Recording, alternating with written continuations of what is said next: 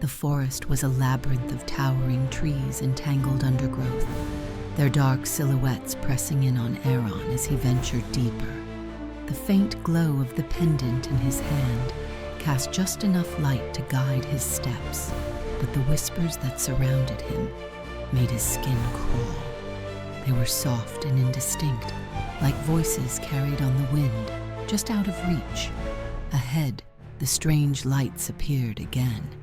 Small, flickering orbs of pale blue and green.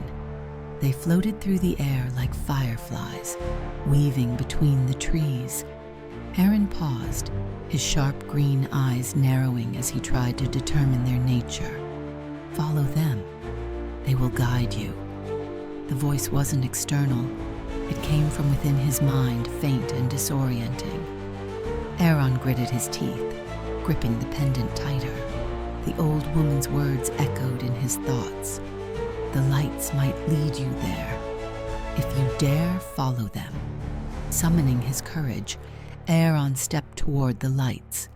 They darted ahead, moving as if they sensed his approach. The whispers grew louder with each step, forming half words and fragmented phrases that sent shivers down his spine. You have no past, only shadows. Leave while you still can. Nothing waits for you but pain. Aeron shook his head, refusing to be swayed. His determination burned brighter than his fear. Whatever lay ahead, he knew he had to face it. The lights eventually led Aeron to a small clearing.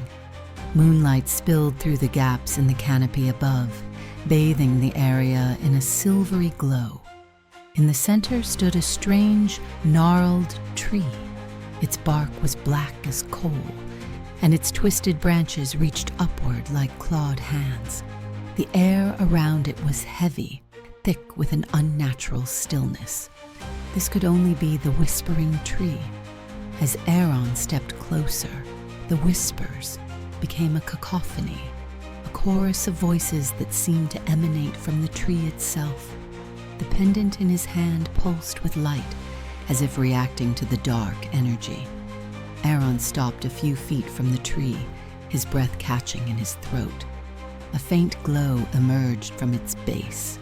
More lights, swirling and coalescing into a humanoid shape. The figure that formed was transparent and ethereal, like a ghost.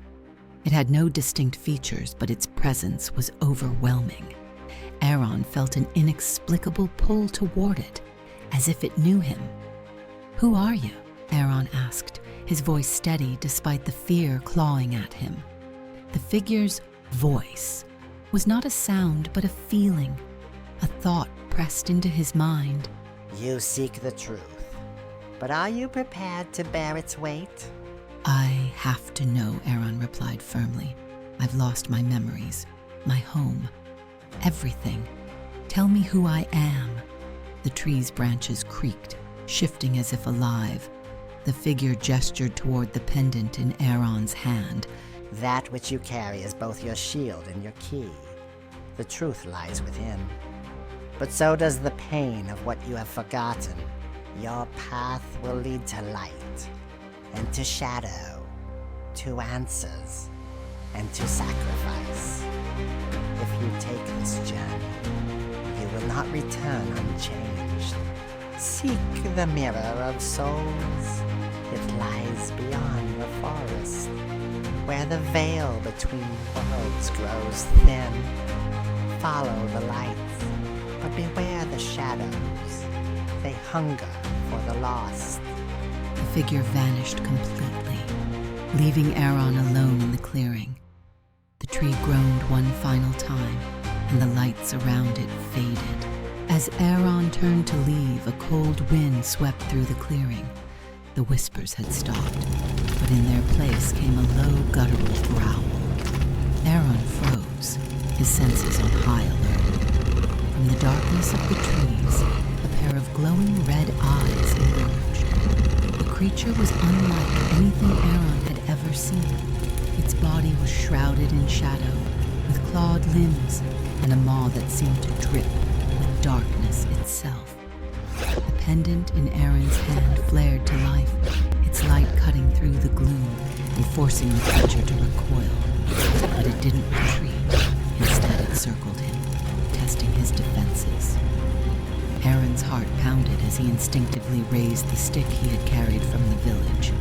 It wasn't much of a weapon, but it was all he had.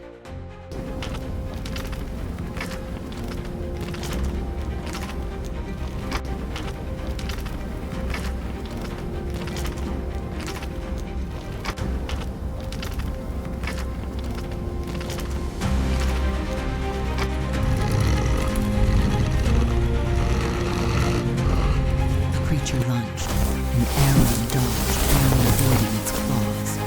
The pendant pulsed again, this time brighter, and a wave of energy pushed the creature back. Aeron seized the opportunity, striking with the stick. It shattered on impact, but the creature howled in pain and dissolved into a wisp of shadow. Panting, Aeron stared at the spot where it had disappeared. The forest was silent once more, but he knew this was only the beginning. He adjusted the pendant around his neck, its glow a constant reminder of his fragile connection to safety. With one last glance at the Wispering Tree, Aeron turned and followed the faint trail of lights deeper into the forest, the promise of answers and danger guiding his steps.